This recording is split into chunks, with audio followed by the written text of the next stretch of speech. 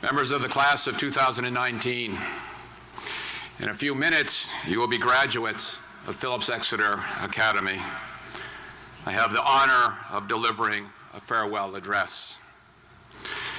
During the course of this academic year, I've had the opportunity to get to know many of you quite well through conversations on the paths, during practices, rehearsals, games, and performances, at club meetings, visiting your dorms, attending dorm outings, even playing spike ball, foursquare, cornhole, and ping pong. I have met with many of you in my office, and a great many more have come to my home for a meal, or more recently, for senior study breaks. It has been a great joy to share Exeter with you during my first year as principal and your last year as students. You might recall that at opening assembly in October, I told you that I already knew that I was going to miss this class after you graduated. The feeling is even stronger today as I reflect upon our year together. I have taken considerable delight in observing many of your triumphs and accomplishments, more than I can acknowledge here. I have been deeply impressed every time I have watched you perform or speak in assembly or other venues, and I have been moved by your meditations. I wish to acknowledge in particular the way you have endeavored to make our school community more inclusive and more equitable, and the way you have spoken up when you perceive gaps between our actions and our values. You have advocated for responsible environmental stewardship, and you have worked hard in service to the broader community of which our school is a part. All in the spirit of non-civi, all to improve our school and our school community. Importantly, I have observed your close friendships and the ways in which you support each other, laugh, smile, and have fun together. Based on all that I have been privileged to witness, I have every confidence in your futures. As you go forward, I hope you will take with you and keep in your hearts and minds some of the powerful messages that we heard in assembly this year. Do you remember what Bragdon Fellow and Equal Justice Initiative founder, Brian Stevenson, said to you in February? He urged you to do 4 things: get proximate to injustice, change the narrative, stay hopeful, do uncomfortable and inconvenient things. Do you remember what Stephen Roberts, member of the class of 1958 and founder of Sources of Hope, said to you in September? He boldly declared, "Your time has come and you will be the change makers." The deepest meaning of life, he said, is the help that you give to other people. It should happen as automatically as breathing. Don't think of it as giving back. It's just what you do for your fellow human beings. In October, Roland Marullo, author, member of the class of 1971, and parent of your classmate, Juliana, gave you these encouraging words: if you don't know exactly what you are going to do, that's okay. There is something out there waiting for you.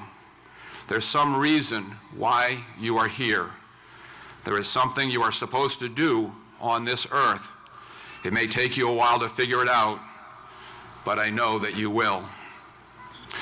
Do you remember Alan Gilmore, John and Elizabeth Phillips Award recipient, former Ford Motor executive, and a member of the class of 1952? He also spoke to you in October and described how he and his partner, Eric, chose to share their story publicly to advocate for LGBTQ+ rights, knowing full well the national attention to their disclosure would receive, and not knowing what the consequences might be. They have been activists ever since, are an example to all of us today. In December, Becca Stevens, founder of Thistle Farms, a national organization for women who are survivors of abuse and addiction, urged you to be bold in your pursuit of social justice by going inward rather than outward. When thinking about making a difference in the lives of others, she advised you to ask first, how would you want it done for yourselves? If we build a cathedral, she said, it's amazing. But if we build a homeless shelter, it's on the cheap. Pulitzer Prize novelist Viet Thanh Nguyen in January asked all of us to hold on to our authentic selves, our authentic identities. Our challenge, he said, is to embrace an America that loves everyone, a complicated and contradictory America, a beautiful and brutal America, about which we have to keep on telling stories. You and me, he said, we are all storytellers of our own stories and of America's as well. Dr. Sung Kim, member of the class of 1981 and a Stanford professor, said in March that above all else, you need to know thyself, nosce te ipsum. He made you repeat that in unison several times until he was satisfied you had said it loudly enough. He urged you to engage in honest introspection and cultivate a degree of self-awareness to find your one true calling. And he advised you to find a good mentor, someone who will help you develop your own voice. There will never be a time in your lives when you would not benefit from having a mentor. And there will never be a time in your lives when you could not be a good mentor to someone else. Just a few weeks ago, Alex Okozie, member of the class of 1994, described his remarkable journey from Nigeria to the United States and back to Africa as the creator of MTV Africa. He said, I truly believe that you have to have the audacity to pursue your dreams. And he stressed the importance of holding yourselves accountable. If you show up for yourself, he said, I truly believe that people will show up for you. 2 weeks ago, at the Founders Day Assembly, Kathy Necton, retired faculty member, celebrated coach, and pioneer for girls and women in athletics, described how meaningful it was to be told that she had made a positive difference in the lives of so many others. She said that you will confront questions in life like, do we move forward? Do we make progress? Does change happen? Let me be the one to point out the obvious, she continued. You are all challenged daily. How you respond will determine who might call you in 1 year, 10 years, or 50 years and say, you did make a difference. What she was saying, in no uncertain terms, is that you all have within you the power to determine what difference you will make in this world. Echoing our other assembly speakers, Ms. Necton reaffirmed that in the end, nothing, and certainly not fame, wealth, nor accomplishment, will be more important to you than knowing that you have made a positive difference in other people's lives. One more word about the Founders Day Assembly. You'll recall that Daniel Hoffheimer, member of the class of '69, walked with difficulty to the podium to announce that his class would match your senior class gift to the school. 2 years ago, Mr. Hoffheimer suffered a gunshot wound to his spine caused by a stray bullet that entered his vehicle as he was driving. His recovery has been slow, painful, and life-changing. Along the way, Mr. Hoffheimer sought out the person who had fired the bullet and tried to help him. The class of 1969 at its 50th reunion dinner the next day announced that it had renamed its scholarship fund the Daniel Hoffheimer Scholarship Fund. In his remarks expressing appreciation, Mr. Hoffheimer attributed his ability to walk, which his doctors had said would never happen again, entirely to the support of his classmates. He said their letters and emails had convinced him that he had to recover, that he had to learn to walk again for his classmates. There will be times when you or a classmate experiences hardship or loss. When that happens, you need to follow the example of the class of 1969 and support each other. There is a theme that runs through many of the passages I've quoted today, one that connects them all together.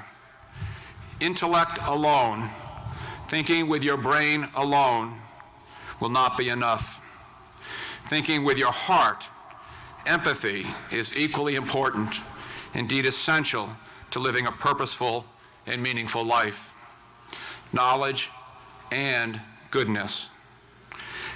As our Deed of Gifts states, both united form the noblest character and lay the surest foundation for usefulness to humankind. John and Elizabeth of Phillips wrote that in 1781. More than 180 years later, Martin Luther King Jr. wrote in a sermon, "Only through bringing together of head and heart, intelligence and goodness, shall man rise to a fulfillment of his true nature." At opening assembly, I told you that we are not special merely because we are here. But because we are here, we have the opportunity to do special things. Going forward, you will not be special merely because you are graduates of Phillips Exeter Academy. You will be special because of what you do and how you treat your fellow human beings. Value all work and respect the dignity of every human life, every day, all the time, and you are sure to do well in what our Deed of Gift describes as the great end and real business of living. And if I may depart from my prepared remarks to say it more simply, as you go forward, wherever you go, people expect you to be intelligent and capable. They'll be watching to see if you are kind and have humility.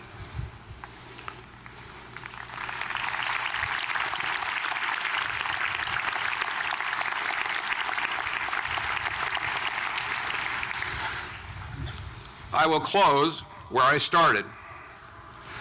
I have great confidence in your futures. I have confidence in your abilities to make a positive difference in the world on whatever scale you choose. And I will miss you, as will all your teachers and all the many other adults on campus who have cared for you during your time here.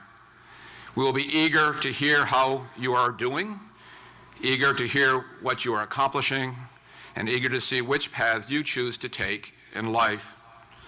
In time, I hope many of you will return to Exeter and share your stories with future classes of Exonians, and by your example, encourage and inspire them. I will repeat one more statement I made at opening assembly. You all belong here. You will always belong here. And just as you will always belong here, so too you will always belong to each other. You will always be the great class of 2019. Congratulations.